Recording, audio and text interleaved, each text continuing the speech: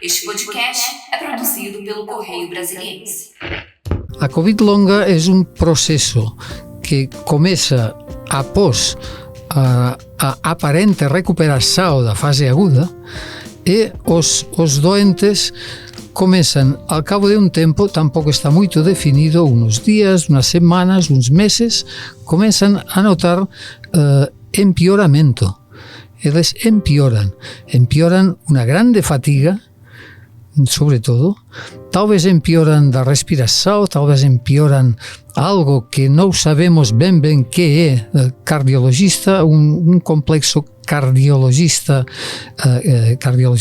coração e respiração, mas não está muito claro, sobretudo a fadiga, a grande fatiga destes doentes e os problemas da memória, da atenção, da leitura, problemas que são muito interferentes com a vida diária dos doentes e que precisam uma atenção especial.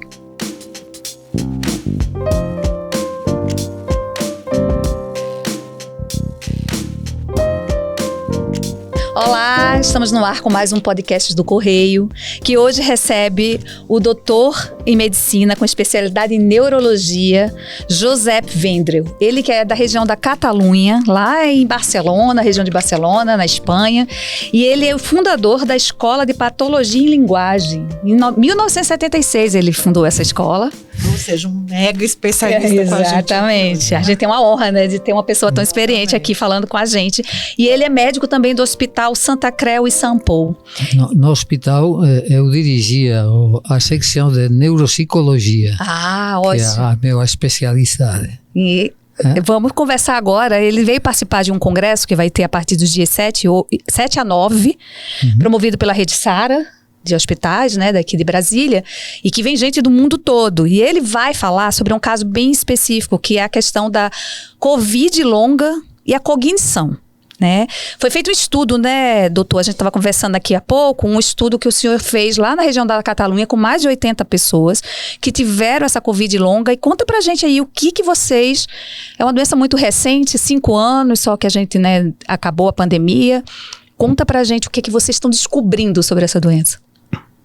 Sim, eu diria que o que estamos descobrindo primeiramente é que a Covid é uma enfermidade desconhecida, muito desconhecida, e que a Covid longa, evidentemente, não sabemos quase nada. Então, estamos começando a descobrir a Covid longa, porque há muitos médicos que mesmo agora não acreditam muito que a Covid longa seja alguma coisa existente. Eles acreditam que talvez seja um problema psicológico, um problema... E neste caso, a primeira obrigação talvez seria convencer estes médicos que a Covid longa existe, porque senão corremos o peligro de que seja um problema mal tratado, mal reconhecido, e os doentes estão muito... Temos um problema sério, e é uma lástima que não seja bem reconhecida o problema. Existe e a gente pode dizer que pode ser atestado. Digo isso porque no meio da pandemia falava-se muito de que o vírus causava uma inflamação no cérebro, né?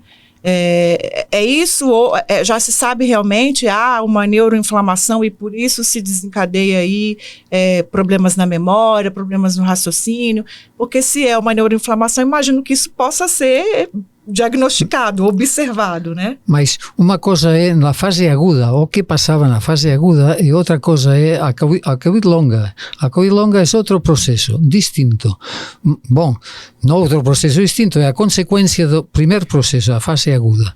Então, o que passou na fase aguda, sim, a inflamação, não muitas partes do organismo, mas a Covid longa é um processo que começa após a aparente recuperação da fase aguda e os doentes começam, ao cabo de um tempo, tampouco está muito definido, uns dias, umas semanas, uns meses, começam a notar empeoramento. Eles empeoram uma grande fatiga, sobretudo, talvez empeoram da respiração, talvez empeoram algo que não sabemos bem que é cardiologista, um complexo cardiologista,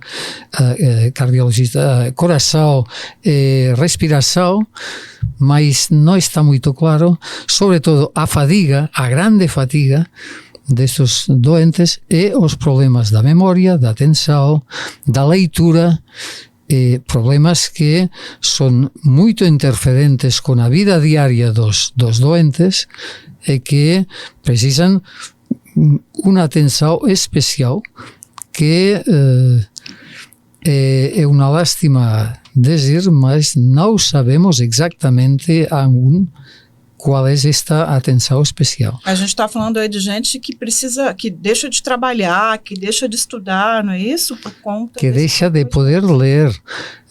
Por exemplo, uma paciente me disse, eu era uma grande leitora, eu lia um livro cada mês. Agora, após uma ou duas páginas, eu já não posso continuar a leitura. Isto é muito grave, isto é uma desorganização da vida da pessoa. Pode acontecer de a pessoa estar sentindo esses sintomas aí que o senhor falou, da questão da leitura, a questão do coração, da fadiga, né, que o senhor falou, e as pessoas não estarem relacionando que pode ter vindo da Covid longa? As pessoas e talvez os médicos, né? E até os médicos também, né? Sim, isto parece uma crítica aos médicos, mas há médicos que não faz essa conexão. Não fazem essa conexão. O problema é a palavra é a conexão de empatia. Em português a palavra? Empatia. A empatia. Então, estabelecem uma barreira científica que não sabemos o que passa, mas não sabemos o que passa não quer dizer que não exista outra coisa ao outro lado da barreira. Este é o problema, um problema psicológico a vezes do médico, que quando não sabe como tratar, tenta negar para proteger sua própria psicologia. Não sei se me expliquei. Explicou sim. Me excuse, né? O senhor está falando aí, é uma coisa ainda muito nova, que o senhor abriu dizendo que a gente ainda tem muito o que conhecer sobre a Covid, né? Hoje, pelo que vocês já estudaram, vocês acreditam que há como reverter esses sintomas todos que o senhor falou aí, de fadiga, com falta de concentração, falta de memória? Há uma forma de reverter isso? É uma muito boa pergunta. É a pergunta que nos fazemos nós. Há uma forma, seguramente, mas não sabemos exatamente como. Mas trabalhamos nisto. Este é o tema. Esse é o objetivo. O objetivo é, como já dizia Hipócrates na antiguidade, o objetivo é curar. Mas se você não pode curar, melhorar.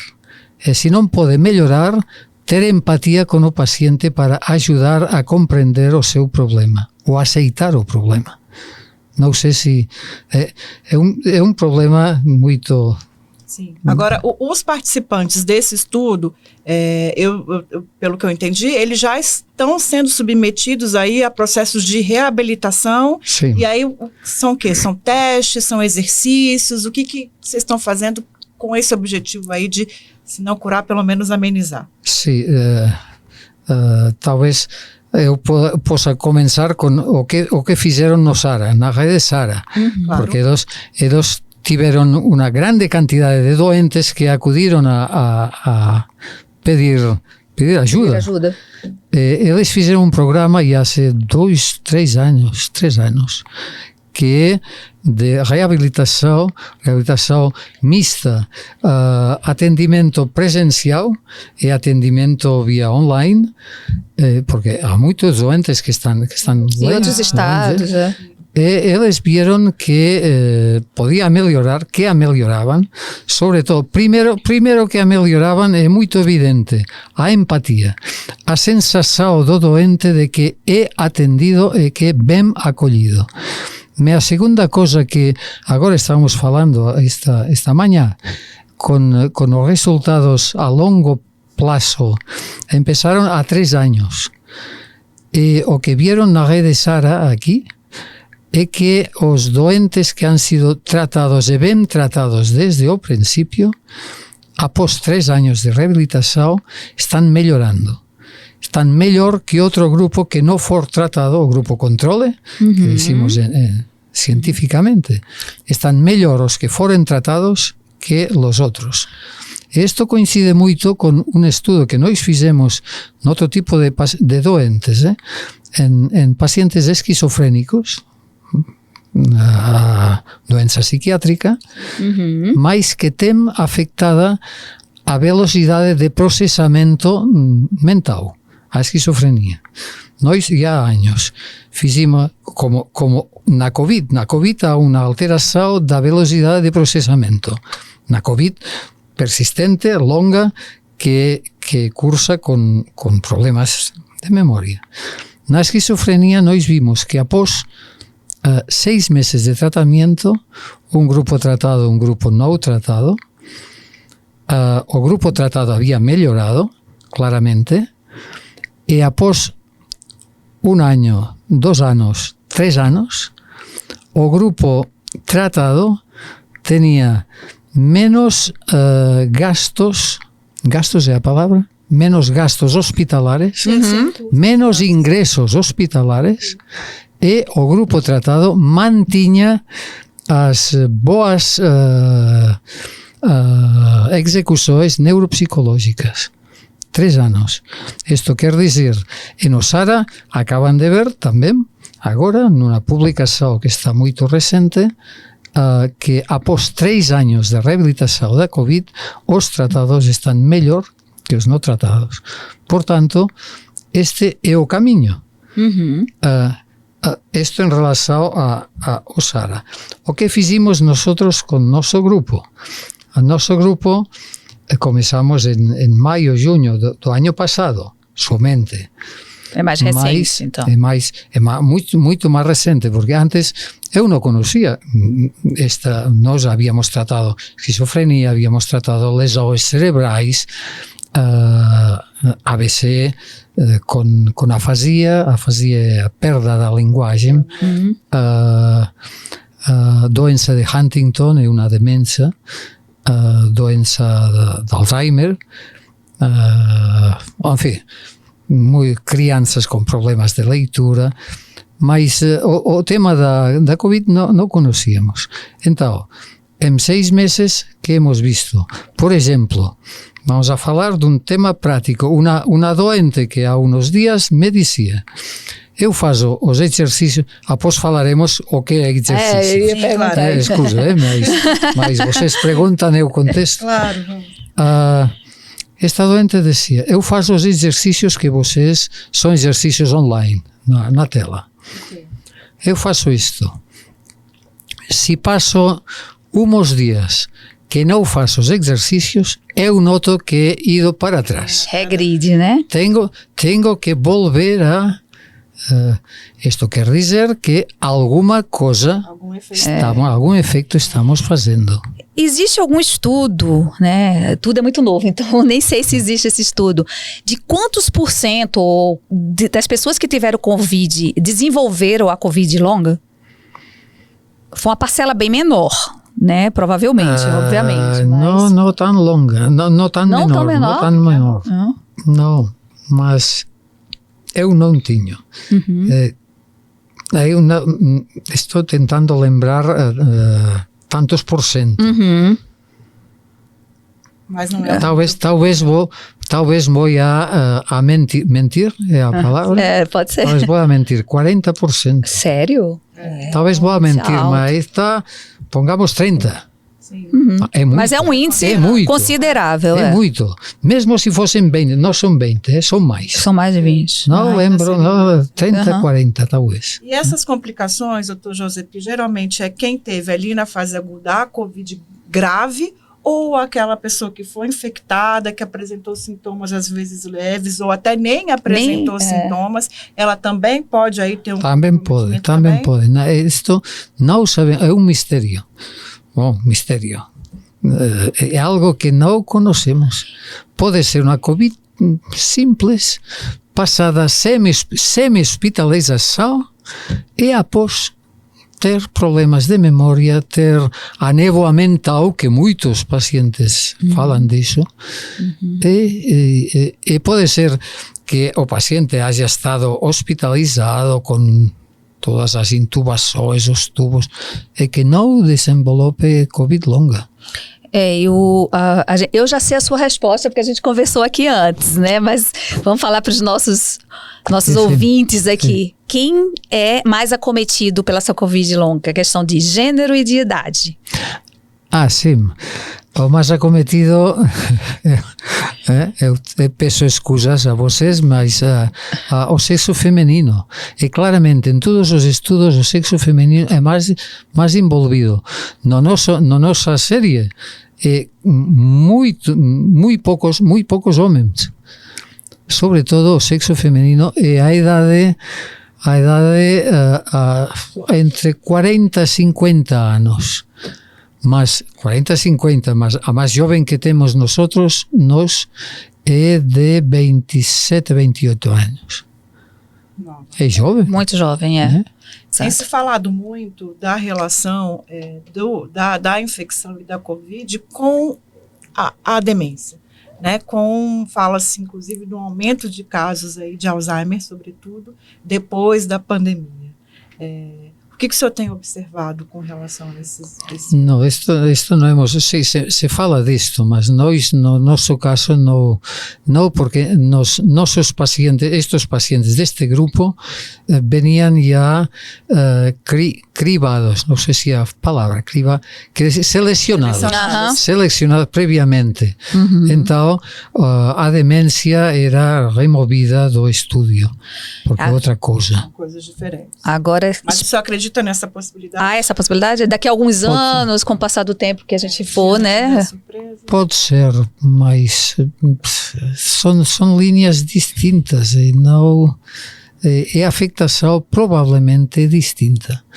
Na doença de Alzheimer é um problema, já se conhece um pouco o que passa no cérebro na doença. E na Covid parece que vai por outra linha, mas isto é aventurado, não?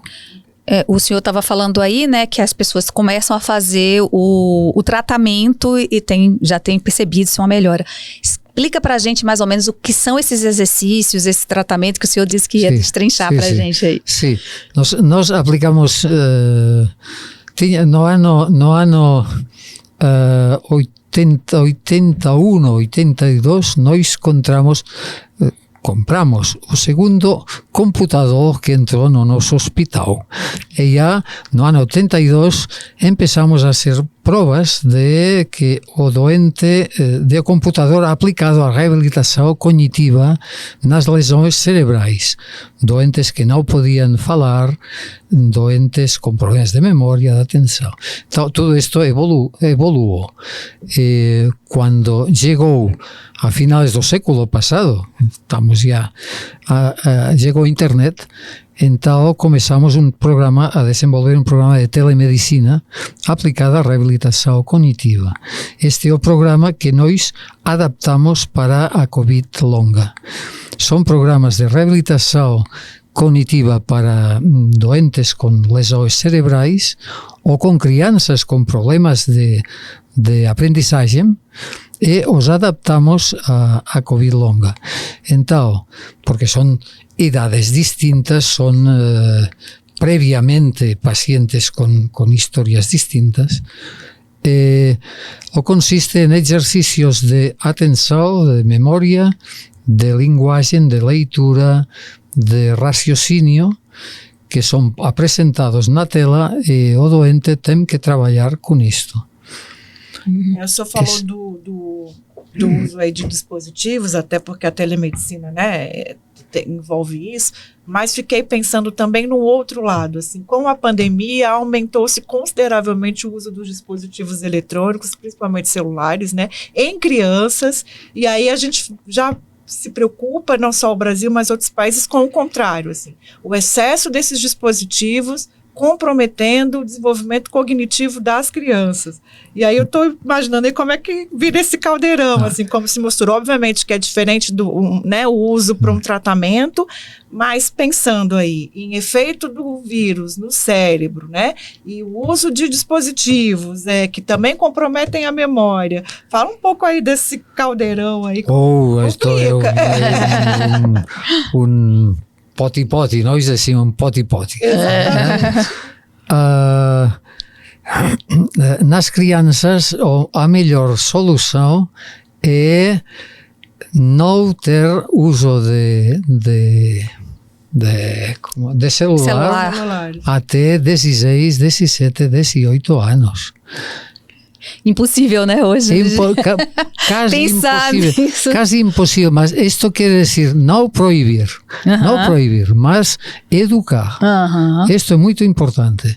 Educar no uso destes aparelhos, que podem ser muito interessantes, mas podem ser perigosos se são mal usados por as crianças.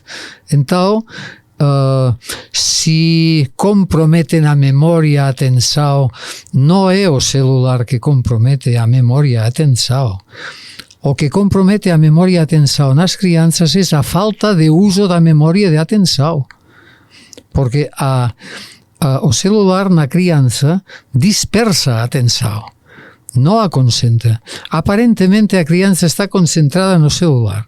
Não está concentrada. O celular está desenhado, os programas do celular estão desenhados para dispersar toda a atenção das crianças. Isto é muito grave, porque vocês, todo mundo sabe, mas os informáticos da Califórnia, muitos deles têm proibido a seus filhos utilizar celulares. ¿Por quê? Porque eles sabem que estão introduzindo nos celulares sistemas de captar a atenção, não para onde interessa a criança, mas para onde interessa as propagandas e todos os usos do celular. Agora, uma infecção pela Covid, a minha pergunta nessa linha, também pode potencializar esse comprometimento cognitivo que vem aí do uso excessivo de celulares? Não, porque aqui é muito distinto.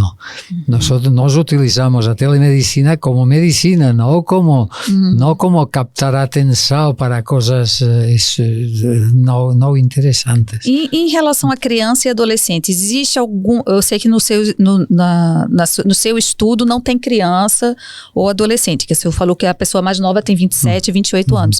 Mas já se ouviu falar que a Covid longa, que a gente tem falado tanto, pode afetar crianças e adolescentes também? Pode, mas nós não vimos. Não há registro ainda. Não registramos. Pode, sim, pode. Mas é raro. É uma coisa que também se comenta. A Covid longa afetou muito os adultos e muito menos as crianças. E com relação a essa coisa da criança, né, da vacina, né, a gente sabe que a vacina salvou, né, a vacina veio e é notório, as pessoas pararam de morrer, pararam quem se vacinou, né, tal. Vai ter muita gente morrendo. Vai ter gente morrendo porque não se vacinou, né, a gente sabe disso. E com relação à Covid longa, há alguma relação da vacina melhorar também essa questão da Covid longa ou não? Não há essa relação ainda? Ou vocês ainda estão estudando? No que eu saiba, que eu haya lido, no ninguém ha estudado isto precisamente. É uma boa pergunta, mas não... Falta muito tempo para estudar. Houve tanto caos, tanto barulho, que às vezes não estão bem recolhidos esta história Uhum. E os processos de reinfecção, né? Porque, como a gente bem trouxe aí, não acabou, pelo contrário, tem muita gente ainda morrendo, infelizmente, e gente sendo reinfectada e tendo Covid mais de uma vez. Assim. Mas tem uma relação, talvez, de maior risco de ter uma Covid longa ou uma Covid longa mais agravada por conta de reinfecções?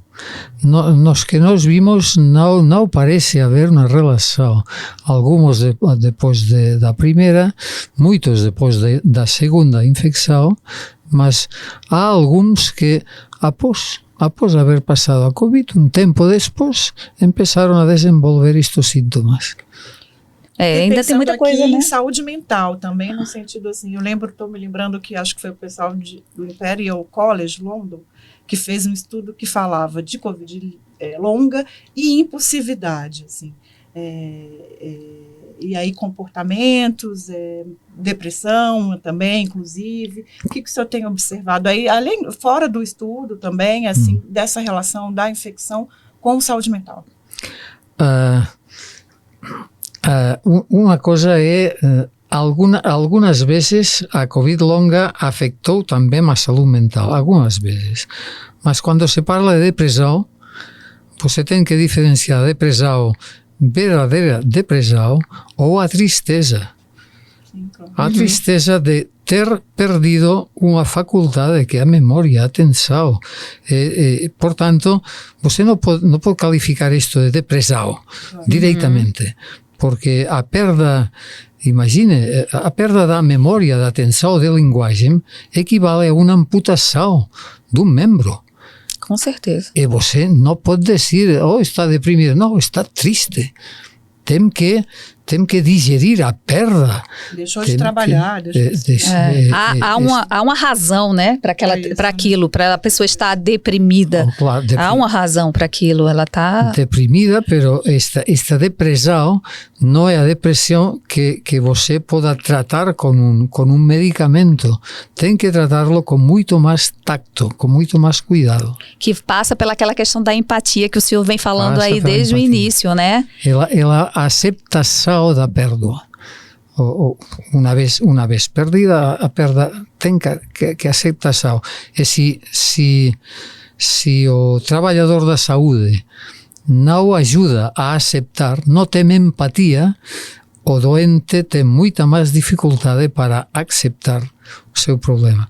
É um problema muito mixto. Aqui a psicologia do cuidador e do cuidado tem muitas relações. O que a gente tem certeza disso é que ainda falta muito para aprender da Covid, né? Falta muito para aprender de muitas coisas. Senão, não sabemos nada. Muitas vezes, nas apresentações que nós fazemos, nos congressos, parece que sepamos tudo. Em realidade, não sabemos grande coisa. Tem algumas sequelas, inclusive, assim, enfim, entrevistas que a gente acompanha, curiosas, assim, perdas de dente, umas dores intramusculares, assim. O que o senhor imagina que ainda, o senhor consegue aí, o que está por vir ainda? O senhor tem aí um palpite? O que mais pode nos surpreender? Bom, nos surpreender. Uma coisa que é muito importante é que estamos na era da tecnologia. E agora, ante esta pergunta, muitas pessoas podem pensar, agora ele vai falar de um grande aparelho tecnológico, uma grande coisa, mas voy a decir. Había un médico inglés, Sydenham, otro Sydenham do século XVII, que é considerado o Hipócrates da medicina inglesa. Ele decía, o mellor instrumento para explorar e para ver para o paciente é a cadeira. A era de tecnologia, isto sigue sendo válido, a cadeira, quer dizer, escutar. Estamos a empatia. A empatia, sempre a empatia. Tudo rodando em torno da empatia. Não, mas é importante porque tratar estes doentes implica que eles se sentam acolhidos. Eu tenho que dizer, você referia anécdotas. A anécdota é esta, por exemplo. que a empatia, queria dizer algo, bom, que sim, nós começamos com o problema da memória de atenção. Depois vino um cardiologista a ajudar-nos porque ele queria entender o problema da fadiga. Se venia do músculo, se venia do coração, se venia do pulmão. E ele sempre dizia, é um cardiologista, 20 anos, tem muita experiência. 20 anos, cardiologista do Futebol Clube Barcelona, amigo de Ronaldinho. 50 anos praticando provas de esforço aos pacientes. Ele dizia, bom, venham aqui, vamos a praticar provas de esforço, mas primeiro conte-me o que você experimenta, o que você tem. Vimos muitas coisas em que o doente vem falando da sua fatiga, e a fatiga se traduz, por exemplo, uma doente que dizia, olha, pode ser, se eu ando perfeitamente, se eu falo perfeitamente, mas quando vou a recolher os meus filhos na escola, se eu ando e falo ao mesmo tempo, não posso. É impressionante, né? E assim, a gente falou muito dessa questão neurológica, né? Que é a sua especialidade, mas essa coisa cardíaca também é uma das coisas que afetaram, né? A Covid. Claro, porque afetou não somente o problema do sistema nervoso da vida consciente, mas o sistema nervoso da vida autônoma, vegetativa. O sistema nervoso vegetativo é a palavra em português? Sim. Vegetativo. O sistema nervoso autônomo da vida inconsciente. Por favor, conclua. Não, portanto, são coisas na verdade, eu ia, infelizmente, já está caminhando para o final, mas queria falar um pouquinho sobre o evento que ia ser. Exatamente. Né? Começou aqui, o senhor veio aqui a Brasília, está aqui no Brasil para participar desse congresso latino-americano aí de neuroreabilitação, que começa na quarta, não é isso? No dia 7, não é isso? Dia 7. O que o senhor destaca, além, obviamente, dos resultados que o senhor vai apresentar aí da sua pesquisa, o que o senhor destaca aí do evento que a Rede Sara está patrocinando aqui em Brasília?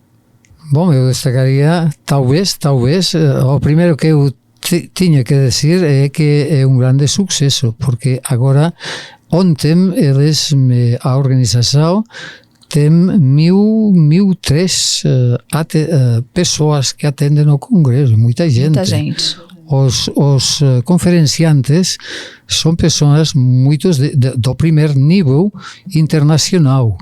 Não falo por mim, hein? Não. O senhor está entre, né?